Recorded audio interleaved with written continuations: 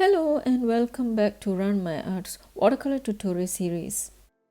So snowberries are white colored berries that develop late summer, and usually they look even brighter during winter as the shrubs started losing its foliages. So they are of a bright side during winter, so I thought of showing you how to paint these bright white colored berries in contrast to a typical red colored winter berries. I've done a basic sketch on this A5 size cold press watercolor paper where mostly it's about the coordination of those white colored berries as I need to maintain their brightness. So nothing in detail, it's just some basic sketches of uneven shapes of those berries. If you think your sketches are pretty dark, then you may want to lift out some pigment by erasing them. I'm using a kneaded eraser as it's much more effective in lifting out those pencil marks. I'm kickstarting the painting by pre-wetting the entire paper surface as I'm going to approach the wet on wet technique for a soft looking background. And the first color mix that I'm making over here is a cool grey where I'm mixing ultramarine blue with some burnt sienna.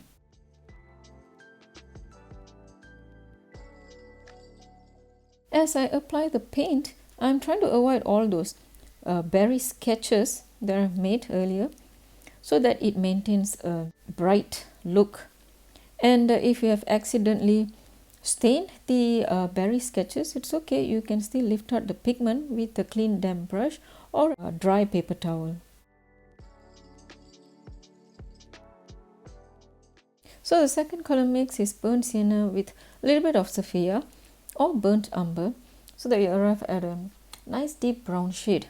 And this is going to represent the colors of the dry shrubs and twigs in a winter forest.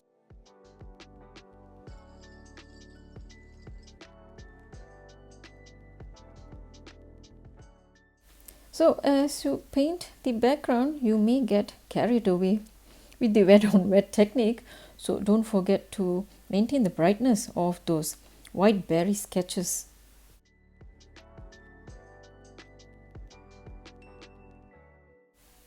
So I decided to add some stark contrast into this painting palette.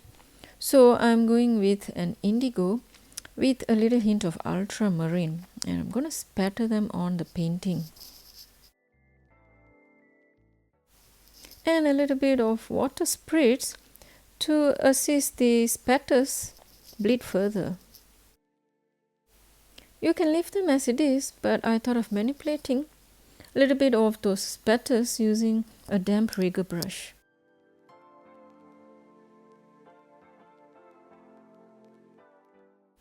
Next, I'm using the same rigger brush to paint in some dry twigs and branches. You can use the same brown paint mix or any other earthy shades that you think would best match the background. So as I paint the twigs figures, I'm still being mindful about the brush strokes as I do not want to stain the white areas of the berries that I'm supposed to maintain its brightness.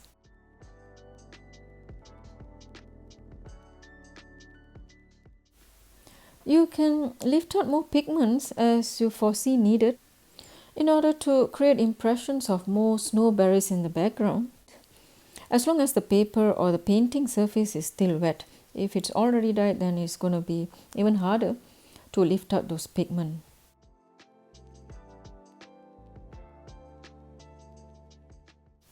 A quick cleanup on the masking tape before I allow the painting to dry completely.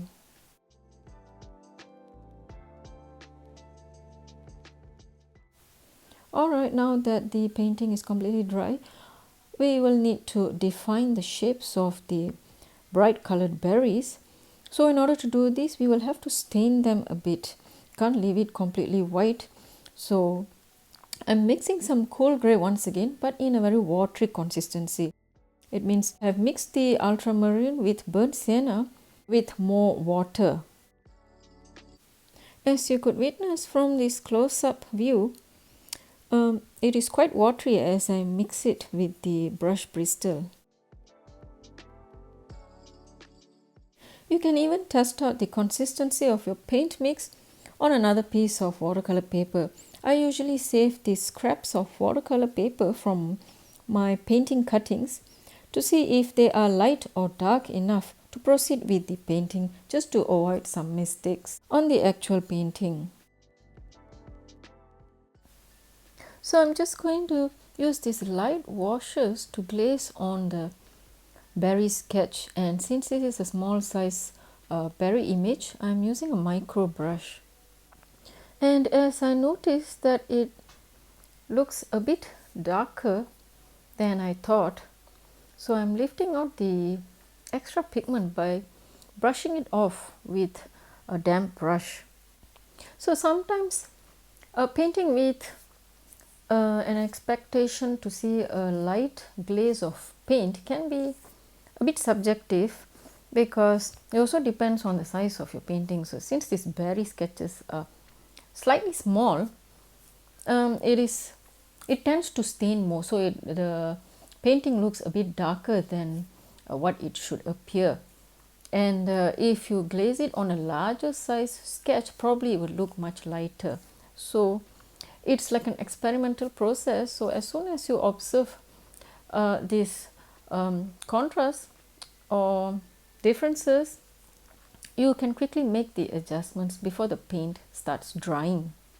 So as I'm explaining this, you would have definitely noticed that there's a change in my painting strategy, whereby over here I am applying dots of those wet paint onto the berries and then spreading it further with a damp brush so that it stains much lesser than the strategy that I used to paint the first small berry on the top. So it always comes back to the learning curve. Regardless of how much you have planned your painting, there will be some changes as you progress in the painting process, because the situation could be different, whereby your subject matter is different, and as you paint you notice it doesn't seem to appear as per your expectation. So no need of stress, just go along with the process as long as you find ways to get adjusted to the painting process.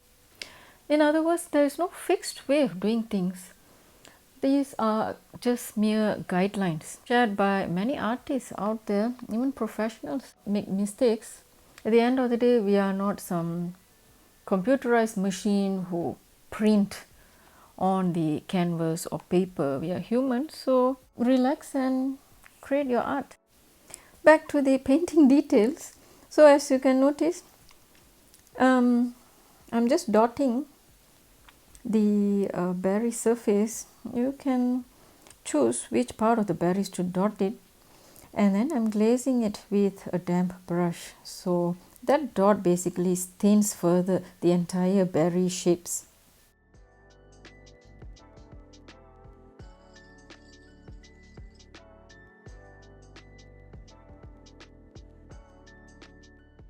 So since the gray shade is of cool hue, I thought of adding some warm hue by mixing some ochre in a watery consistency and repeating the process on some of the berries that I've already painted with the cool gray, and also those that haven't been stained with any paint.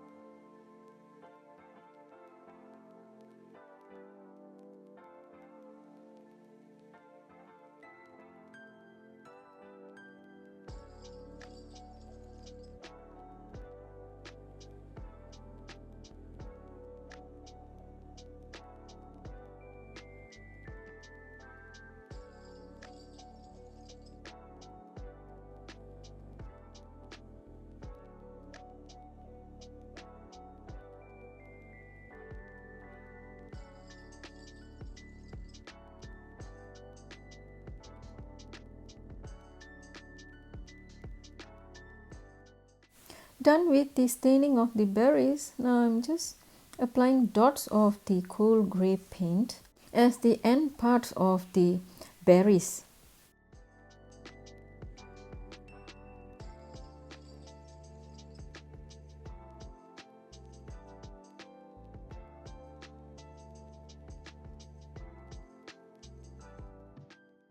At this point of time, the white berries looked a bit washed out. So in order to make them appear sharper, I will need to paint the background outlining the berries shape.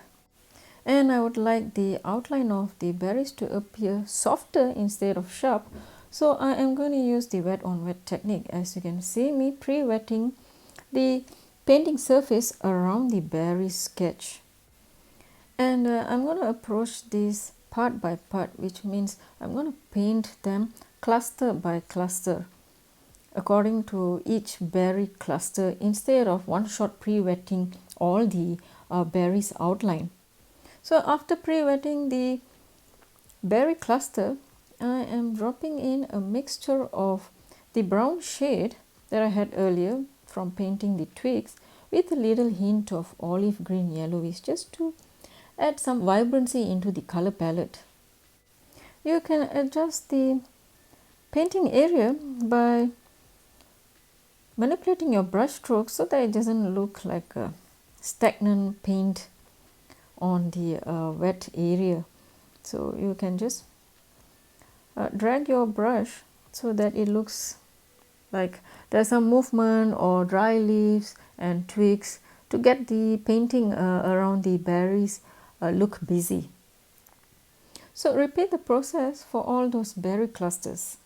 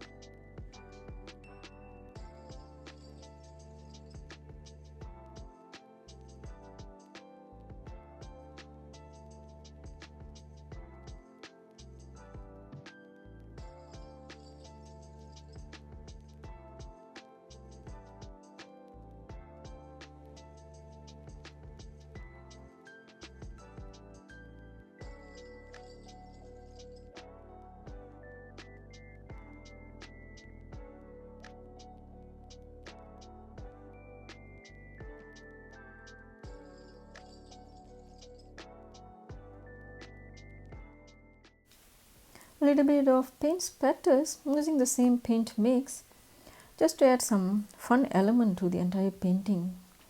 And at this point of time, you would have noticed that the berries shape looks more defined after the background painting.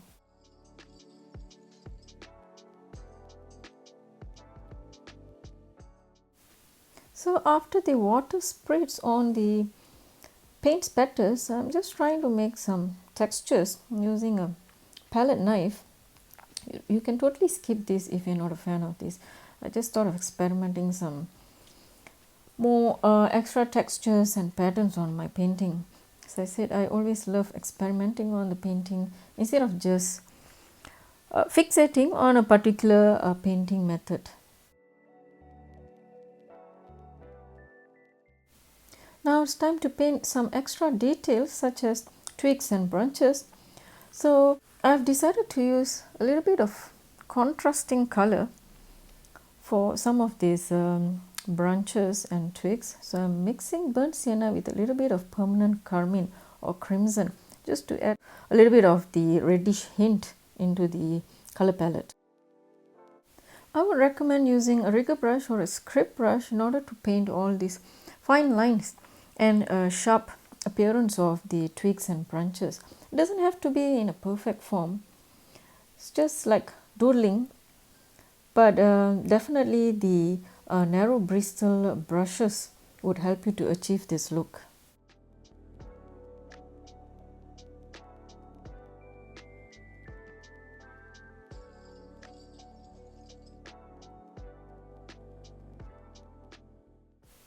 For the next twig painting, I am going to use Sapphire alone. You can use burnt umber.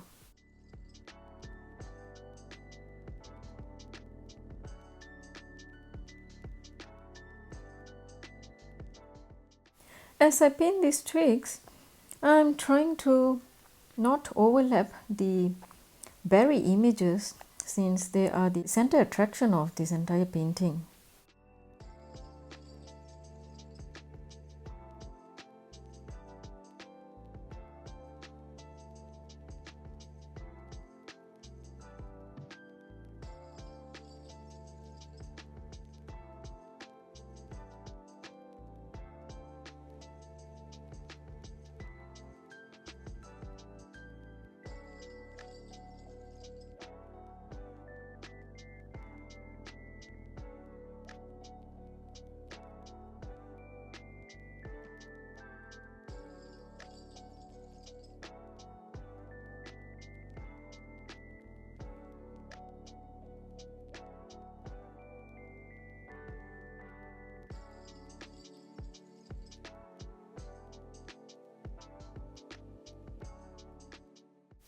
Now for the main twigs of the snowberries, I am going to use a much darker shade because I want them to appear vibrant and dark. So I'm mixing indigo with sapphire and it results in a very dark shade, very close to a black paint mix. And since this is a dark colored twig, I don't want them to be too dominant on the painting. So I'm using a Schrub brush instead of the earlier rigger brush that I used to paint the other twigs. And as I paint this fine line, I'm also trying to create some impressions of dry shrubs and leaves, or even dried berries.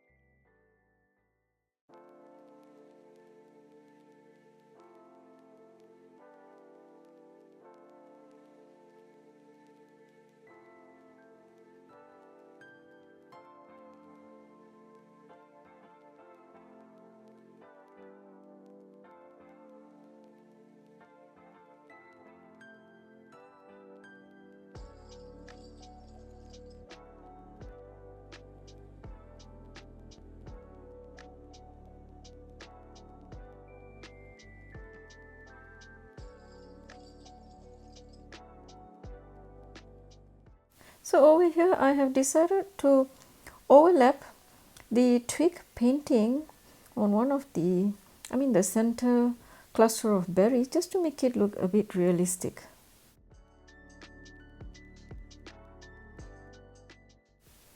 Painting some impression of dry berries,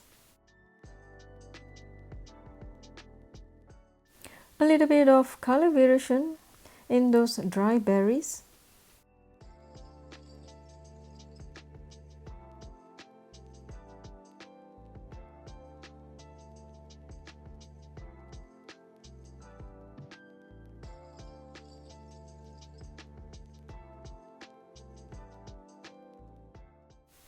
So I need to create some impressions of shadow or dark areas of the berry clusters. So I'm using the same cool gray paint that I used earlier in this video, also in a very light consistency, and using my micro brush to apply them wherever I feel could appear darker, especially when the cluster of berries are together in the middle part. You may also paint the shadow effect on the bottom or end point of the berries, where the light source is much lesser compared to the top part of the berries. So just apply the paint in one narrow area of the berry and then use another clean damp brush to glaze it further so that the shadows do not appear too dark or sharp.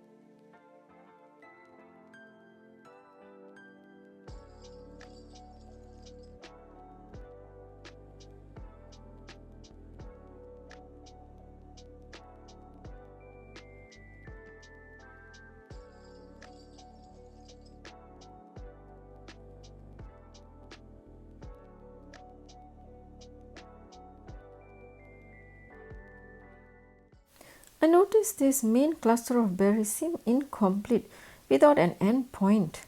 So I am going to complete it by painting a narrow twig just to show an end point of this berry cluster.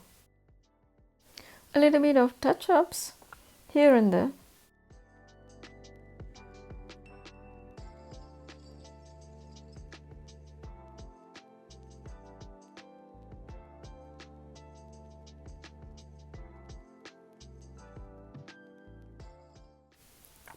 So I would like to tone down the look of the dark colored twigs. So I'm using a pastel pencil in white shade and just brushing it over lightly onto the dark colored berries and twigs, and it also acts as a light looking highlights.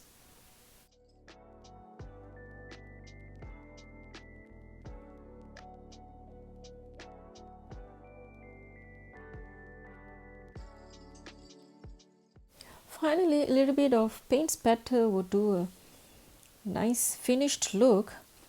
And I'm using white acrylic. So usually I use white gouache. Unfortunately, I couldn't get them at the moment, even on online. So I'm just mixing here a watery consistency of the white acrylic paint. And I'm covering up some areas of the berry clusters because I don't want them to be stained too much with the paint spatters.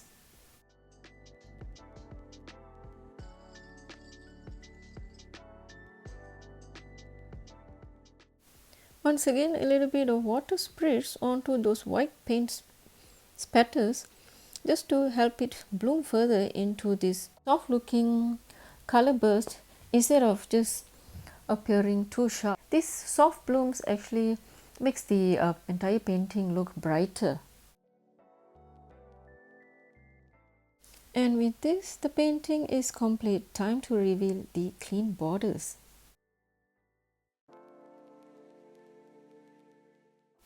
And there you go, bright white snowberries. If you find this tutorial fun and helpful, then do like, share and subscribe to my channel if you haven't. I'll see you in another exciting tutorial. Bye.